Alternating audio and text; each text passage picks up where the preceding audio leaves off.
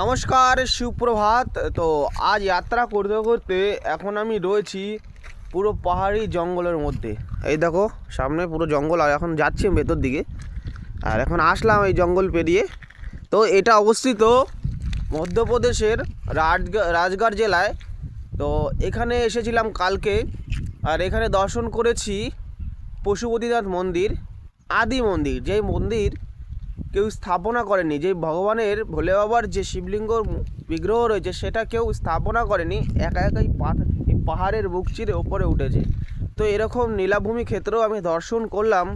আমার সৌভাগ্য হলো এই যাত্রার চলাকালীন, আর সেই ভিডিও তোমাদের আমি দেখাবো। আমি তোমাদের বলেছি বারবার যে শুধু আমি দর্শন করব না, আমার সঙ্গে তোমরাও দর্শন করবা। তো বিশেষ কারণে আমি কালকে ছাড়তে পারিনি। তো সকাল সকাল চলে এসেছি জঙ্গলে, আর এই পাহাড়ি জঙ্গল ক্ষেত্র দেখে আবার এখান থেকে চলে যাব। তো এই সেই জঙ্গল দেখো, সামনের দিকে যায় এগিয়ে, আর সূর্য ভগবান উদয় হচ্ছে, অসাধারণ লাগছে। দেখো যত যাবো তত জঙ্গল, আমি এখন এইখান দিয়ে ওইদিকে যাব। আর এই এতটা জঙ্গল পেরিয়ে আসলাম, আর মন্দিরটা কিন্তু ওই দেখো দূরে, যে উপরে উপরে গাছটা ওইখানটায়। অতটা চলে এসেছি সকাল সকালই। তো বন্ধুরা, তো আজকে সারাদিনে কোথায় যাই কি করি, আর কালকে যে ভোলে বাবার সেই বিগ্রহ দেখেছিলাম যে স্বয়ং উঠেছে, সেই বিগ্রহকে তোমাদের অবশ্যই দর্শন করাবো। তোমরা একটুখানি আমার অপেক্ষা করো, তোমাদের দেখাবো। তা বন্ধুরা, তোমরা সকলে ভালো থেকো।